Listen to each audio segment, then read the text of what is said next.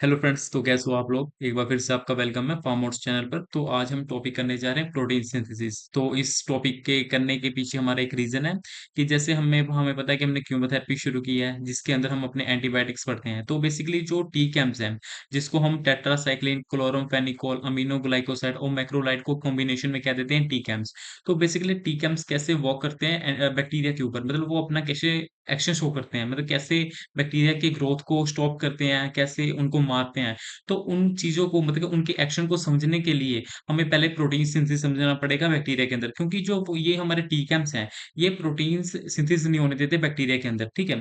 तो protein synthesis कैसे नहीं होने देते, वो अलग अलग स्टेप पे एक्ट करते हैं बैक्टीरिया के प्रोटीन सिंथेसिस में, अलग अलग स्टेप पे एक्ट करके उनकी प्रोटीन नहीं बनने देते हैं। तो बेसिकली आपको पहले ये समझना पड़ेगा कि प्रोटीन बनता कैसे बैक्टीरिया में, तभी आप समझ पाओगे कि वो कौन कौन से स्टेप को रोकते हैं जिसकी वजह से प्रोटीन नहीं बन पाता बैक्टीरिया में। तो बेसिकली इसमें मैं प्रोटीन सिंथेसिस समझाऊंगा कि बैक्टीरिया में कैसे होता है, और थोड़ा सा ओवरव्यू दूंगा चारों एंटीबायोटिक्स का, जो हमारे टेट्रासाइक्लिन, क्लोरोफेनकोल, अमीनोग्लाइकोसाइड और एक लास्ट मैक्रोलाइड है। इन चारों को थोड़ा ओवरव्यू दूंगा। फिर अपने एक एक लेक्चर लेके आऊंगा, एक एक टॉपिक पे, मतलब पूरा टेट्रासाइक्लिन पे एक लेक्चर लेके आऊंगा, फिर क्लोरोफेनकोल पे लेके आऊंगा। वैसे 4 लेक्चर लाऊंगा चारों अलग अलग एंटीबायोटिक पे, जिसमें मैं आपको सारे ड्रग्स बताऊंगा, सारे डिटेल में बताऊंगा, उनके मैकेनिज्म एक्शन, सारे फार्माकोकाइनेटिक्स की कैसे उनकी एब्जॉर्प्शन होती है, कौन से ड्रग हाईली एब्जॉर्ब्ड है, कौन से कैसे एक्सक्रीट होते हैं, कौन से यूरिन के थ्रू होते हैं, कौन से हमारे बॉडी में ज्यादा टॉक्सिसिटी करते हैं, ठीक है। तो एक डिफरेंट अलग अलग लेक्चर, इंडिविजुअली लेक्चर लेके आऊंगा उन सब टॉपिक्स के। तो बेसिकली इस वीडियो में मैं आपको प्रोटीन सिंथेसिस बताऊंगा और थोड़ा सा ओवरव्यू दूंगा कि कौन कौन से स्टेप पे वो एक्ट करते हैं।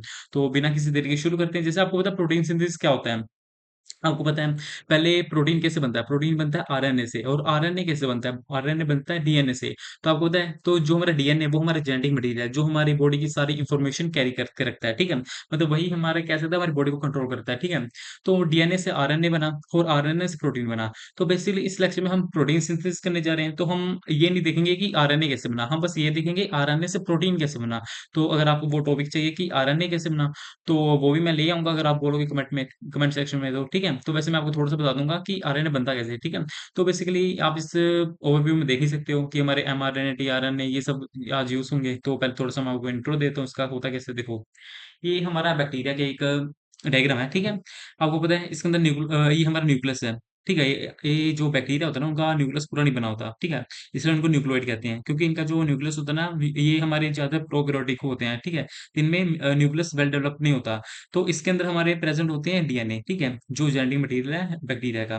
तो डीएनए बनाएंगे हमारे एमआरएनए, और एमआरएनए बनाएंगे हमारे प्रोटीन। और जो डीएनए आरएनए बनता है, मतलब जो प्रोसेस है जिससे डीएनए से आरएनए बनता है, उसको हम बोलते हैं ट्रांसक्रिप्शन। और जब आरएनए से प्रोटीन बनता है, उस प्रोसेस को हम बोलते हैं ट्रांसलेशन, ठीक है। तो बेसिकली हम ये पढ़ने वाले हैं। तो हमें पता है जैसे बैक्टीरिया में 70s राइबोसोम होता है, जैसे ह्यूमन में 80s होता है, वैसे जो हमारे बैक्टीरिया उसके अंदर 70s राइबोसोम होता है, 50+30 यूनिट, ठीक है। अब ये मत जाना कि 50+30 तो 81 है, नहीं, ये वो नहीं होता है, इसके सब यूनिट्स हैं, ये इनको एडिशन करके 70 नहीं बनता, मुझे भी पता है ये। पर जो रेबोसोम होता है, जो रेबोसोम प्रोटीन बनाता है बैक्टीरिया में, वो 70s होता है। जो ह्यूमन में बनाता है वो 80s होता है, ठीक है।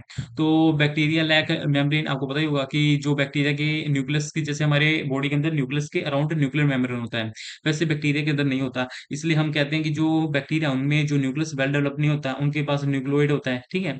तो बेसिकली अब क्या होता है, देखो, पहले ट्रांसक्रिप्शन होता है। इसका मतलब क्या है, डीएनए से आरएनए बना, जो हमारा आरएनए बना है, एमआरएनए मतलब मैसेंजर आरएनए। हमारे आरएनए बहुत टाइप्स के होते हैं, एमआरएनए, टीआरएनए, इनका अलग अलग रोल है, हम आगे डिस्कस करेंगे।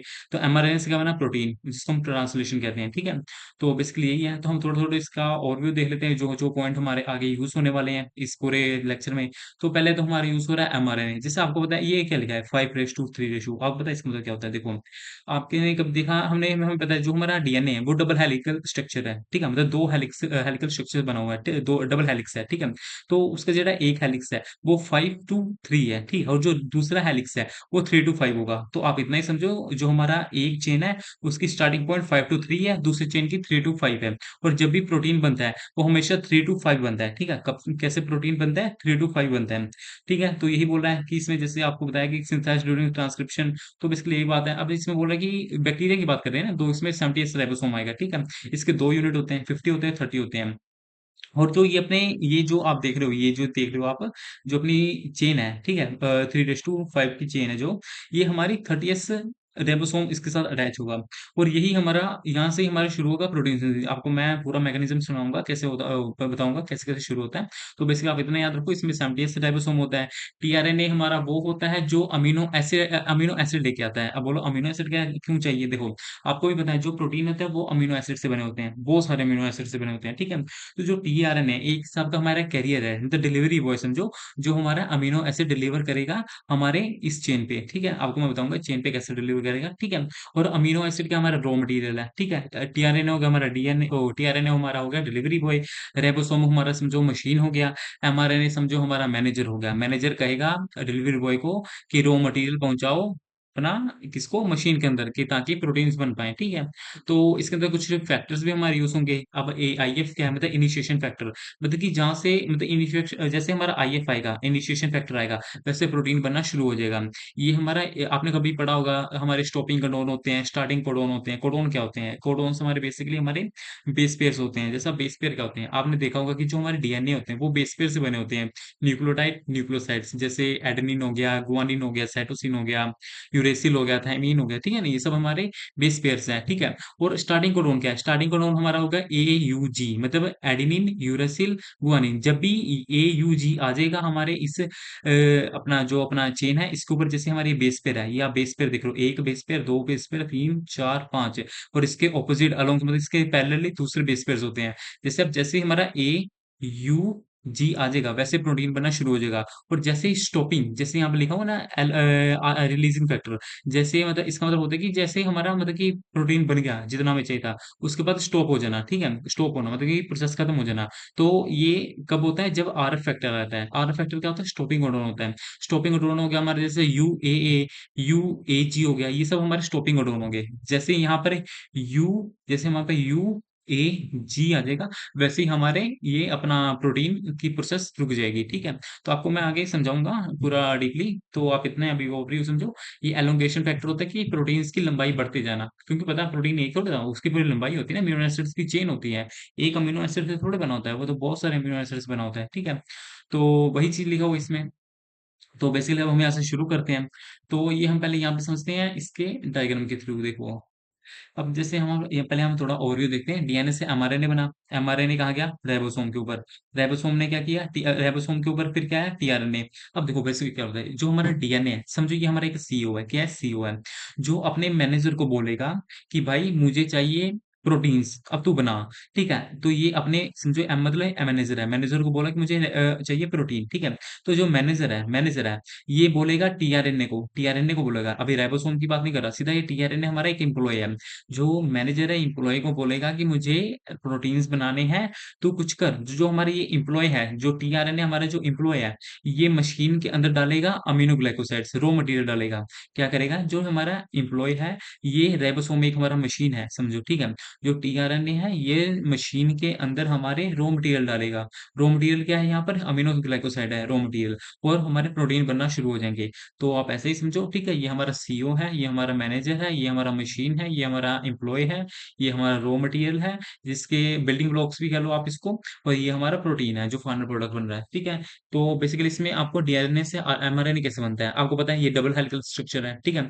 ये हमारा ये जो ये बेस पेयर्स हो गए, ये हमारा जो चेन आप देख रहे हो ना, इसके ऊपर जो छोटे छोटे ऐसे देख रहे हो आप पॉइंट जैसे, ये हमारे बेस पेयर्स होते हैं, ठीक है। ये दोनों साइड है।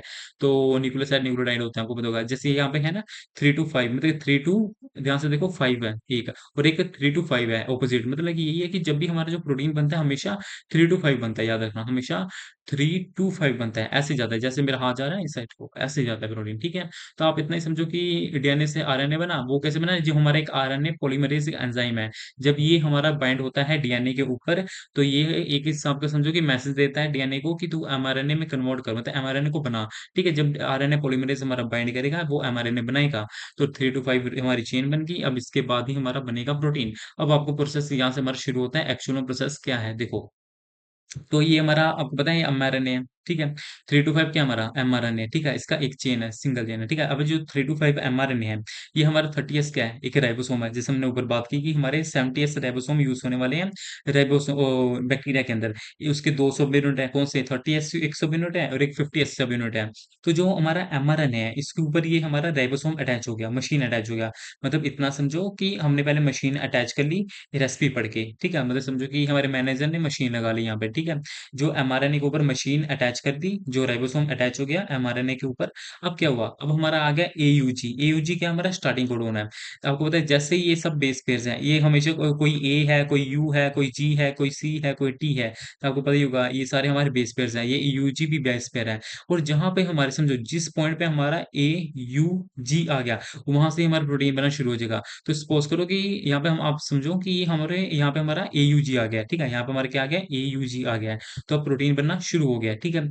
अब एयूजी आ गया है, अब क्या होगा देखो। अब इसके बाद ये आप देख रहे हो ना, ये हमारा टीआरएनए है। ये हमारा वो है अपना, सॉरी, अपना अमीनो एसिड है, जो टीआरएनए लेके आएगा। यहाँ पे लिखा हो ना टीएमएटी, मतलब कि ये टीआरएनए है, जो अपना ग्लाइकोसाइड लेके पी पे अटैच हो गया है। अब पी क्या है देखो, पहले उस पॉइंट से समझो। ये हमारे तीन साइड होते हैं, ई साइड, पी साइड, ए साइड। जब भी हमारा amino acid, amino glycoside A पे अटैच होगा, फिर वो पी पे जाएगा, पी से ई पे जाएगा और ई से बनकर बाहर निकल जाएगा। नहीं समझ आया, देखो अब क्या होता है देखो। जब हमारा एमआरएनए के ऊपर राइबोसोम अटैच हो गया 30s, ठीक है। तो अब हमारा टीआरएनए आएगा, तब क्या आएगा हमारा टीआरएनए आएगा और वो पी पॉइंट पे अटैच हो जाएगा। टीआरएनए आया, पी पॉइंट पे अटैच होगा, पहले पी पॉइंट पे अटैच होगा, ठीक है। यहाँ पे देख रहे हो ना, पी पॉइंट पे अटैच जाएगा। और जब वो tRNA pre protein P point पे अटैच हुआ, तो साथ में अपना अमीनो एसिड लेके आएगा। क्योंकि हमें पता है टीआरएनए हमारा डिलीवरी बॉय है, जो कि हमारे अमीनो एसिड लेके आता है, जो डिलीवर करता है। तो बेसिकली जब टीआरएनए आया, वो पी पॉइंट पे अटैच हुआ और उसने एक अमीनो एसिड दे दिया पी पॉइंट को, ठीक है। अब पी पॉइंट का अमीनो एसिड एक मिल चुका है, ठीक है। अब क्या होगा देखो। फिर उसके बाद जब उसने पी पॉइंट पे अमीनो एसिड दे दिया, वैसे ही हमारा जो दूसरा सब यूनिट था 50s, जैसा हमें पता है, एक 30s सब यूनिट था, एक 50s सब यूनिट है। 70 जो हमारा 70 राइबोसोम है, इसके दो यूनिट थे, 50 और 30। तो फिर जैसे उसने पी पे अटैच हुआ हमारा टीआरएनए, अपना अमीनो साइड दे दिया, अमीनो साइड दे दिया अपने पी पॉइंट को, वैसे ही हमारा जो दूसरा सब यूनिट था 50, वो अटैच हो गया, ठीक है। ये 50 अटैच हो गया 30 के साथ, ठीक है। अब ये आप देख सकते हो ई पी ए, हमारा ए साइड पे भी ब्लैंक है, पी ई पे भी ब्लैंक है, पर पी पे हमारा एक अमीनो एसिड है। अब क्या होगा देखो। अब इसके बाद क्या होगा कि टीआरएनए एक और लेके आएगा अपना अमीनो एसिड और वो ए को दे देगा, ठीक है। उसने पहले पी को दिया, अब उसके बाद वो देगा ए को। अब जैसे ये ए को अमीनो एसिड देगा, तो जो पी वाला है ये थोड़ा आगे बढ़ने लगा और इसके बीच में पेप्टाइड बॉन्ड बन जाएगा, देखो। जैसे ही ए पे आया, तो जो ये पी वाला था ये थोड़ा ई के तरफ शफल हो गया। और ये जो बीच में देख रहे हो, इसको बोलते हैं पेप्टाइड बॉन्ड। जो पेप्टाइड बॉन्ड बनाता है वो ट्रांसफिर एक पेप्टाइड ट्रांसफेरेज हमारा एंजाइम है, जो इन दोनों के बीच में एक हमारा वो बना देगा, पेप्टाइड बॉन्ड। और ये जो 50s सब नोट देख रहे हो, इसी के ऊपर हमारा प्रेजेंट होता है पेप्टाइड ट्रांसफेरेज, जो इसके बीच में पेप्टाइड बॉन्ड बना देगा। तो इतना ही समझो। जब हमारा ये एमआरएनए है, इसके ऊपर अपना ये आ गया, अपना 30s राइबोसोम अटैच हुआ, तो वैसे ही एयूजी कोडोन आ गया। एयूजी कोडोन क्या होता है, स्टार्टिंग कोडोन। उसने प्रोटीन बनाने का स्टेप शुरू कर दिया। अब जैसे ही शुरू हुआ, तो टीआरएनए एक अपना ले आया अमीनो एसिड पी पॉइंट पे। और जैसे वो अपना अमीनो एसिड डिलीवर करेगा पी पॉइंट पे, वैसे ही 50s राइबोसोम भी अटैच हो जाएगा 30s राइबोसोम के साथ। और जैसे ही वो अटैच होगा, उसके बाद हमारा टीआरएनए एक और अमीनो एसिड दे देगा ए पॉइंट को। उसने पहले पी पॉइंट को दिया था, अब ये ए पॉइंट को दे देगा। और जैसे ही ए पॉइंट को अमीनो एसिड मिल जाएगा, तो वैसे ही जो पी पॉइंट वाला अपना अमीनो एसिड था, ये थोड़ा शफल करेगा ई की तरफ, और दोनों के बीच में बॉन्ड बन जाएगा। और बॉन्ड कौन बनेगा, पेप्टाइड ट्रांसफेरेज, ठीक है। अब देखो, अब क्या हुआ, इस पॉइंट पे ध्यान से देखो कि जो ई वाला है, वो ध्यान से देखो, ये जा रहा है, ये बाहर निकल रहा है, ठीक है। और जो ईपी वाला पे पूरा पेप्टाइड बॉन्ड बन गया है, और ए वाले पे एक और आ रहा है। ये अभी प्रोसेस आप चाहे ना भी लिखो तब भी चलेगा, क्योंकि ये प्रोसेस ना एज हम कह सकते हैं, ये अभी हुआ नहीं है, ये पैरेलली हो रहा है, पर अभी हुआ नहीं कंप्लीट ये स्टेप। देखो, इस पे क्या है, जो पी और ए पॉइंट पे था, इसमें पेप्टाइड बॉन्ड बन रहा है, और ई वाला ब्लैंक हो गया, मतलब कि ई वाले से चला गया है, और ए वाले पे नवा आ रहा है। बट ये पूरा प्रोसेस अभी हुआ नहीं है, ठीक है। ये अभी पूरा स्टेप नहीं है, ये ना ऐसे कह सकते हो आप, इमेजिनरी हो रहा है, ठीक है। अब क्या हुआ ध्यान से देखो। जो अपना ए पॉइंट पे था, वो बी पॉइंट पे आ गया, और जो ई पॉइंट पे था, वो बाहर निकल गया। मतलब प्रोटीन बन के बाहर निकल गया, मतलब प्रोटीन नहीं बना, उसका एक अमीनो एसिड बाहर निकल गया है प्रोटीन बन के, ठीक है? पता है ना आपको इसकी चेन बन रही है। तो आप बोल सकते हो एक प्रोटीन की एक यूनिट बन के बाहर निकल गई है, और ये जो ए वाला था वो बी पे आ गया है, ठीक है? अब इन दोनों के बीच अब क्या होगा, जो ए पे नवा आ जाएगा, ठीक है? अब ए पे नवा आया, तो इन दोनों के बीच में बॉन्ड बनेगा, फिर ये ई पे जाएगा, फिर ये बाहर निकल जाएगा। वैसे ही फिर नवा ए आएगा, फिर ये जो ए वाला था ये पी पे जाएगा, और पी वाला फिर ई पे जाएगा, फिर ये बाहर निकल जाएगा। फिर न्यू ए वाला आएगा, फिर ये पी पे जाएगा, फिर ये ई पे जाएगा, ऐसे ये बॉन्ड चलता रहता है। वैसे ही मतलब कि ऐसे ये चेन चलती रहती है, ठीक है? तो आप इन शॉर्ट इतना ही समझो, पहले हमारे एक एमआरएनए है 3 टू 5, इसके ऊपर अपना राइबोसोम आया, उसके बाद अपना जो राइबोसोम है उसके ऊपर हमारा एयूजी कोडोन आ गया, स्टार्टिंग कोडोन है, उसने प्रोटीन का स्टॉप को शुरू कर दिया। फिर टीआरएनए हमारा एक न्यू अपना कह सकते हैं अमीनो एसिड लेके आया, जिसको उसने पी पॉइंट पे दे दिया। पी एक बंदा है उसको दे दिया। उसके बाद हमारा जो 50 एस सब यूनिट दूसरा था राइबोसोम का भाई था, वो अटैच हो गया, कहता भाईचारा हम बना के रखेंगे और वो साथ में अपना प्रोटीन बनाएंगे, ठीक है? तो जैसे वो अटैच हुआ, वैसे ही टीआरएनए एक और अमीनो एसिड दे दिया ए पॉइंट को, और जो ए पॉइंट को जैसे अमीनो एसिड देना, वैसे जो बी पॉइंट वाला था ये थोड़ा ई की तरफ शफल होने लगा, पर अभी शफल नहीं हुआ पूरा, ठीक है? और इन दोनों के बीच में एक पेप्टाइड बॉन्ड बन गया। पेप्टाइड बॉन्ड किसने बनाया? जो 50s सब यूनिट के ऊपर पेप्टाइड ट्रांसफेरेज एंजाइम था, उसने पेप्टाइड बॉन्ड बना दिया। अब क्या हुआ, जैसे ही पेप्टाइड बॉन्ड बन गया, अब इसके बाद जैसे ये वाला आप स्टेप नहीं भी लिखोगे तब भी चलेगा, ठीक है? इस स्टेप को रहने दो क्योंकि ये कंफ्यूजिंग कर रहा है, ठीक है? तो इतना मतलब जैसे ही ये पेप्टाइड बन गया, जो अपना समझो जो ई वाला था, ये ई वाला था, ये बाहर को चला जाएगा, और जो ए वाला था ये पी पॉइंट पे आ जाएगा, और ए पॉइंट पे न्यू आ जाएगा, ठीक है? इतना ही समझो, जो ई पॉइंट पे था ये बाहर निकल गया, ये जो अपना पी जो ए पॉइंट पे था वो पी पॉइंट पे आ गया, ई पॉइंट वाला बाहर निकल गया, ए पॉइंट वाला पी पे आ गया, और न्यू एक और जो टीआरएनए एक और दे दिया अपना ए पॉइंट को अमीनो एसिड। तो फिर ये जो ए वाला है ये पी पे जाएगा, और पी वाला बाहर निकल जाएगा, फिर टीआरएनए एक और न्यू अमीनो एसिड दे देगा ए वाले पॉइंट को, और ऐसे बार बार देता रहेगा, वैसे वैसे निकलता रहेगा। तो आप इसको अगर थ्योरी समझोगे, 30 सब यूनिट बाइंड टू एमआरएनए, मतलब कि वही राइबोसोम हमारा अटैच होगा एमआरएनए से, स्टार्टिंग कोडॉन आ जाएगा, जिसकी वजह से अपना प्रोटीन सिंथेसिस शुरू हो जाएगा। इनिशियल मतलब कि टीआरएनए पहले पी पॉइंट को एक हमारा अमीनो एसिड देगा, उसके बाद 50 सब यूनिट हमारा 30 के साथ अटैच होकर 70 राइबोसोम बना देगा पूरा कंप्लीट। उसके बाद क्या है ये, जैसे फिर उसके बाद हमारा जो न्यू अमीनो असाइल टीआरएनए, मतलब कि टीआरएनए हमारा एक और अमीनो एसिड देगा ए पॉइंट को। फिर उसके बाद जो हमारा पेप्टाइड ट्रांसफेरेज एंजाइम है 50 राइबोसोम के ऊपर, वो हमारे एक पेप्टाइड बॉन्ड बना देगा ए अमीनो एसिड पे, जो ए पॉइंट पे जो अमीनो एसिड था, और पी पॉइंट पे जो अमीनो एसिड था उसके बीच में। और उसके बाद अपना ये स्टेप आप लिख सकते हो, वैसे नहीं ये इमेजिनरी में स्टेप हो रहा है, ठीक है? ये अभी पूरा कंप्लीट नहीं है, ये थोड़ा बोल नहीं इमेजिनरी है, ठीक है? तो इसके बाद जो ई पॉइंट पे था, जो अपना ई पॉइंट पे था वो बाहर निकल जाएगा, ए पॉइंट वाला पी पॉइंट पे आ जाएगा, और पी पॉइंट पे आ जाएगा, और ए पॉइंट पे न्यू आ जाएगा अमीनो एसिड, टीआरएनए देगा और डिलीवरी बॉय देगा। उसके बाद फिर से ये ए पी पॉइंट वाला ई पे जाएगा, ई वाला बाहर आ जाएगा, वैसे ये चेंज चलता रहेगा। तो वैसे प्रोटीन बनता रहेगा, ठीक है? उसके बाद टर्मिनेशन, मतलब कि स्टॉपिंग कोडन आ गया, जैसे एयूजी आया था, जब जैसे ही यूएए आ गया, यूजीए आ गया, वैसे प्रोटीन बनना बंद हो जाएगा। वैसे हमारी एक चेन, मतलब ये यूएए या फिर यूजीए या फिर यूएजी कब आएगा?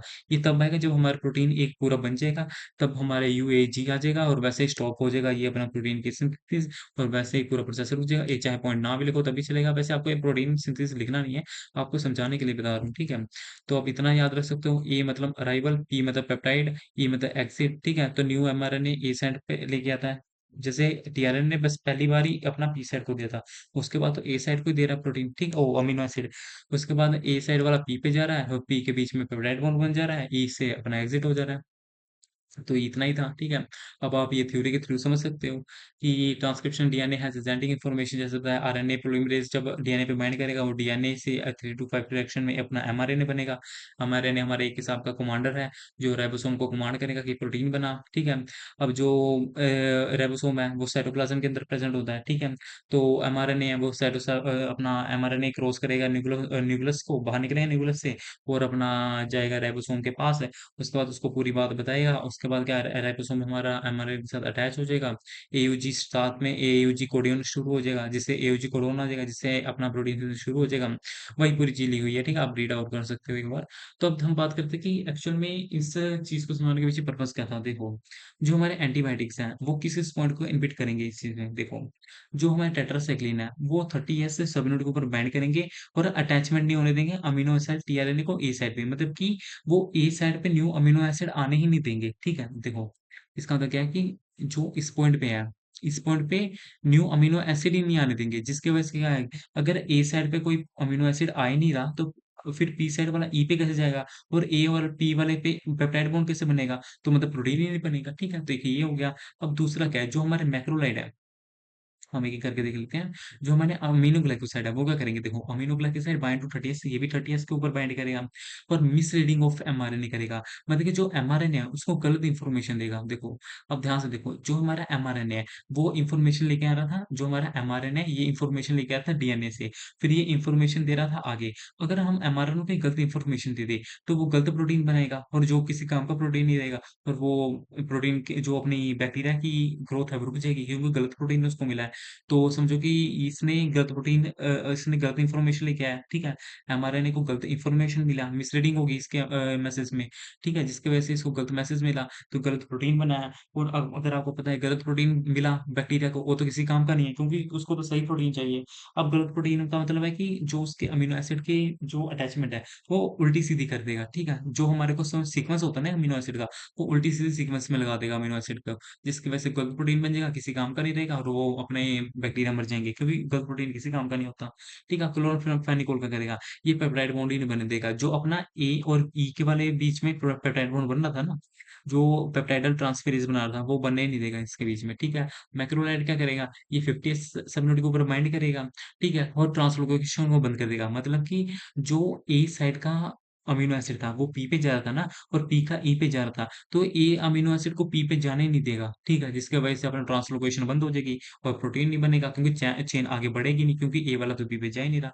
तो बेसिकली ऐसा ही है हमारा सब कुछ, ठीक है? तो आपको होप सभी पॉइंट्स थोड़े से क्लियर हो गए होंगे, ठीक है? एक बार आप फिर से वीडियो देख लेना, ठीक है? तो आपको थोड़ा और क्लियर हो जाएगा। तो बेसिकली यही सब था। तो अब मैं अलग एक-एक वीडियो करके अब मैं इंडिविजुअल वीडियो लेके आ रहा हूँ हर एक पॉइंट पे, एक टॉपिक पे, मतलब टेट्रासाइक्लिन पे, क्लोराम्फेनिकोल पे, मैक्रोलाइड्स पे, जिसमें मैं आपको डिटेल में बताऊँगा कि कैसे कौन-कौन सी ड्रग्स आती हैं इन क्लासेस के अंदर, कैसे वर्क करती है, और मैकेनिज़्म और डिटेल में समझाने की कोशिश करूँगा, ठीक है? तो थोड़ी भी वीडियो अच्छी लगी तो लाइक, सब्सक्राइब वगैरह कर लीजिएगा, ठीक है? Thank you.